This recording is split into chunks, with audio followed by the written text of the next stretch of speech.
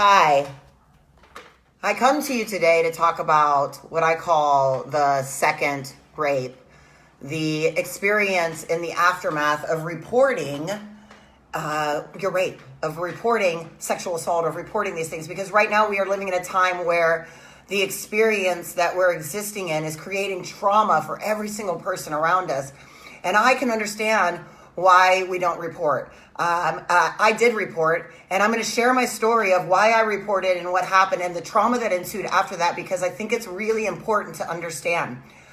I remember when he finished and he walked away and he opened up the garage that I had been locked in, and he walked out of the room, and I crawled out of that garage, putting my clothes back on with black stains falling down my face. And I got in my car and I was like, what do I do now? I wasn't dressed promiscuously. I was in a basketball jersey and jeans. I was in a place where maybe I wasn't supposed to be, at a house where I wasn't supposed to be around. And I was in this experience, and I got into my car and I said, what do I do now? And I drove about a mile down the street to the local school, and I pulled my best friend who was at a basketball game cheerleading. I pulled her off of the floor. I walked up to the attendant at the beginning, and I'm covered in black mascara. I'm shaking. My hair's all torn up. My body has scrapes and bruises on it. And I grabbed her and I said, I need you to come with me. And she drove me around all night, through the night to, and I just spoke to her, and she says, what are you going to do? And I said, I don't know. I said, I can't tell. I can't tell anybody. Nobody's going to understand. Nobody's going to get it. And so the next morning I got up like any normal 17-year-old teenager would do, senior in high school, top of her class. And I went to basketball practice, but I couldn't practice. I walked into basketball practice and I saw my coach, and his name's Jim Epperly, and he's one of the heroes of my life. I saw him and I walked into his office and I said, I need to talk to you. And I told him what had happened to me the night before. I had told him how I'd been locked in a garage, how I'd been brutally raped by this man. And he said to me, you have to tell your grandparents. And I said, no, I do not want to tell them. And I knew intuitively why I didn't want to tell them, because I knew it wasn't going to be good. But I did what he said, and I went home and I went and I sat down and I told my two grandparents. I said, I was locked in a garage last night and I was brutally raped by this man. And the response was, you're a big girl. Why couldn't you push him off? What were you doing there? Well, you probably asked for it from my own grandparents. That was the first step. And the rape of my grandparents, the trauma of hearing somebody that I looked up to and I loved so much, that they were sitting there telling me it was my fault, that I could have made it different, that I did something wrong because I was a strong 155-pound, 5'11" woman that should have been able to throw somebody off of me and walk out of a garage that was locked, that I was going to be able to do that. And so I cried as my grandparents said these things to me, and I went and I drove back to the school, back to my coach, and I was bawling my eyes out. And I told him, I said, they didn't believe me. They said it was my fault. They said that I deserved it, that I had done something wrong, that I shouldn't have been there, that I should have been strong enough to fight this man off. And I was like, maybe they're right. Maybe I did not try hard enough. Maybe I didn't do it right. Maybe it is my fault. Maybe I was too nice. I wanted to see the car in the garage. I loved muscle cars. I wanted to go out into the garage. I thought it would be really cool to see this car. Maybe I did something wrong and gave him the wrong message or the wrong signal. And so I got dressed that night for the basketball game, and I was going to play. I mean, life goes on, right? I was going to play the basketball game. I was going to do the things that I needed to do.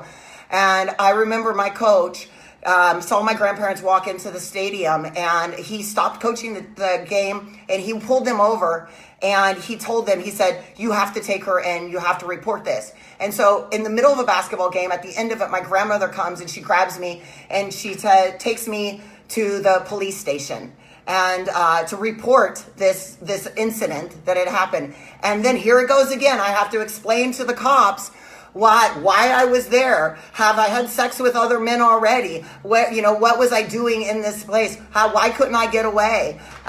Where are my clothes that I was wearing? And I said, I have the clothes. And so I brought them the clothes in a bag because I'd thrown them in a corner. I didn't want to ever touch the clothes again. I'd thrown them in a corner, and I took the clothes into the cops. And then they call this guy. They do their reporting, whatever. It spends a week or two. And they come back to me and he says that you wanted it, that you asked for it. He says that it was consensual.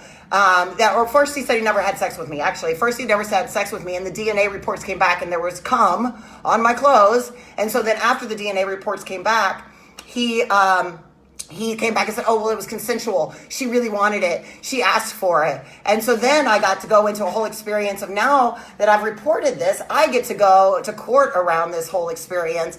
And I am a senior in high school. I am the top of my class. I'm graduating as salutatorian. I had this whole experience, and I literally had I was in the newspaper for what was going on at school because of my great grades and amazingness stuff that I was doing. And then 4 or 5 pages later, there was this blurb about my rape case, but they didn't know it was me because you couldn't say who it was, right? And I knew it was me.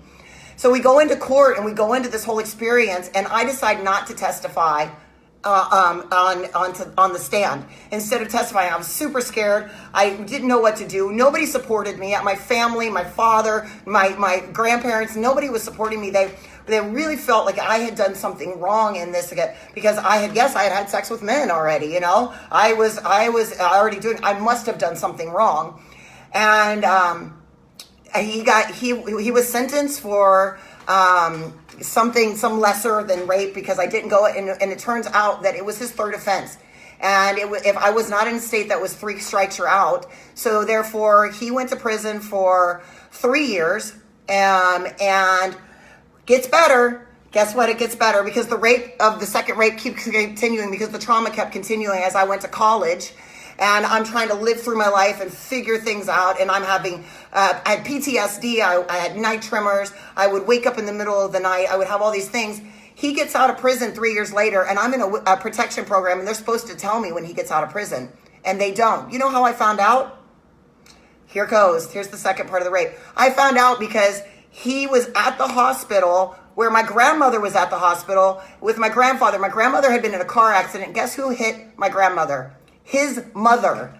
The man that raped me's mother hit my grandmother in a car accident, and they all ended up at the hospital at the same time.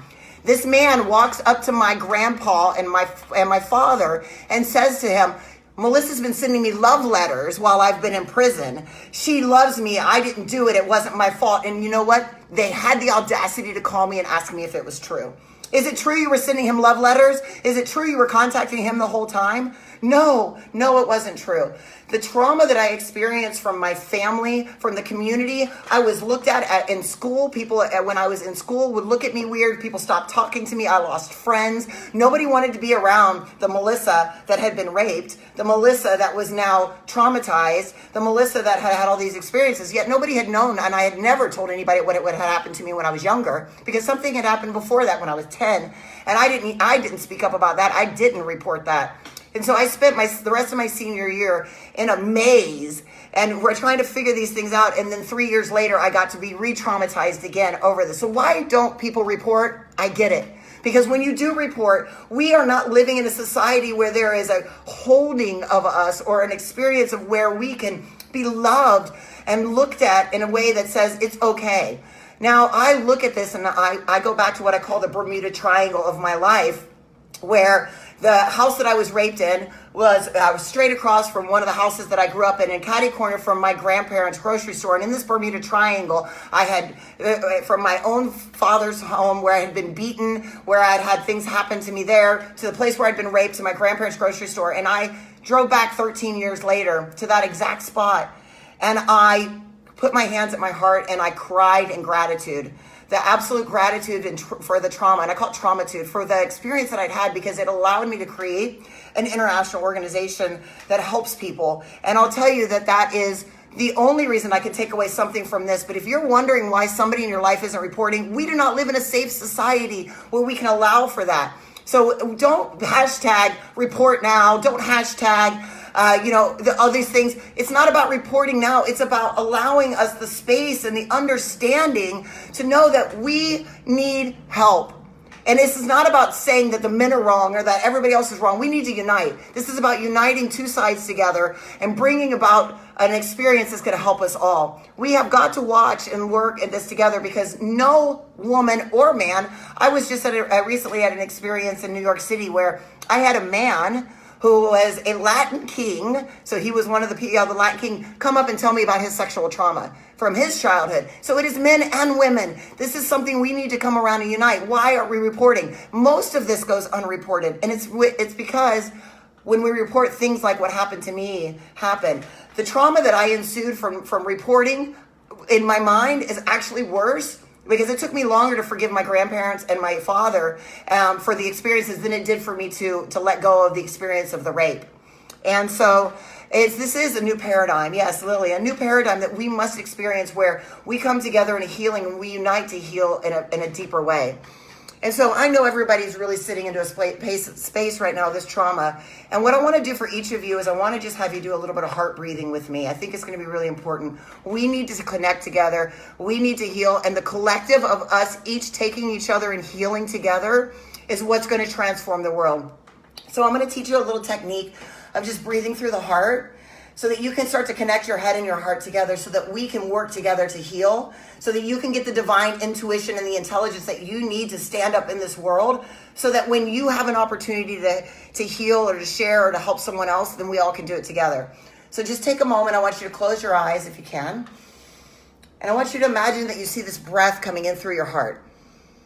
And as it's breathing in, it's traveling up, all the way up, and it's into the center of your forehead, into that, what we call the pineal gland, into that place, which is your crown chakra. We need more heart-centered connection. And as you're breathing in, I want you to just hold at the top for a second, and then breathe back out for a little longer. And as you're repeating this process of breathing in through your heart, hold, and breathing out, I want you to start to feel a feeling of appreciation and gratitude, and start to send love out to everyone and everything around you. Our heart field extends around us 3 to 10 feet. And you can actually create that torus even farther than 3 to 10 feet. You can make it even longer than that. You can walk into a whole room and affect a room by just being different yourself. So right now, the world needs our support. We need you to be heart-centered. We need you to step into that space. So breathe into that space with me and send out love and gratitude to everyone around you. Right now, you can shift the energy in your community, in your home, in your space, by who you're being and by transforming this space. This is what we do with the intuitive intelligence work, and why I talk about traumatude, and why I came on today to talk about what happened when I reported.